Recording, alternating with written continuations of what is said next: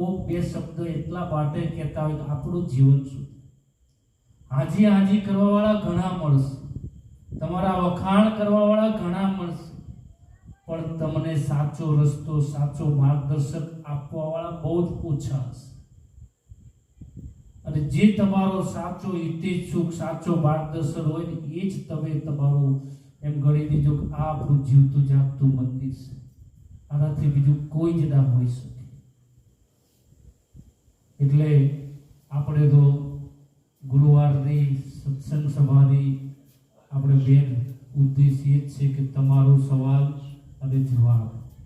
સત્સંગ તો મેં થોડો કર્યો, કારણ એક ઉદ્દેશ બને એવું થવું જોઈએ કે સત્સંગ સભામાં આપણે દર ગુરુવારે સંખ્યા વધવી જોઈએ, ઘટવી ન જોઈએ.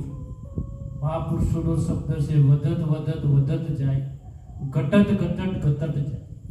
અમારા ભેખની સાક્ષી કહું છું, તમે અહીંયા 1 કલાક આવો અને તમારા ઘરની અંદર જો સુખ શાંતિ ના આવે તો અમારી ફકીરી ખોટે આવશે જ, ચોક્કસ આવશે.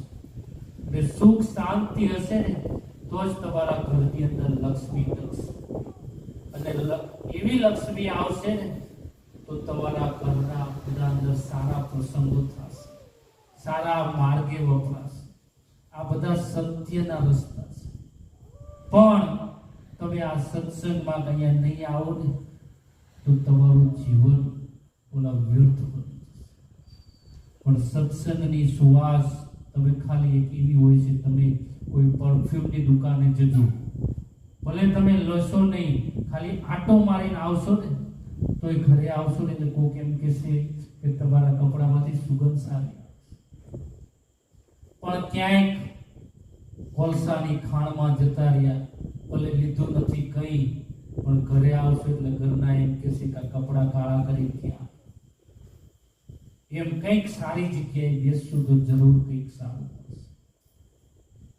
અને એના માટે જ આપણે સત્સંગ, તમારા સવાલ અને અમારા જવાબ, કંઈક એવો સવાલ તમે લઈને આવો કે જેથી તમારા સવાલથી બીજાને પ્રેરણા જાગે.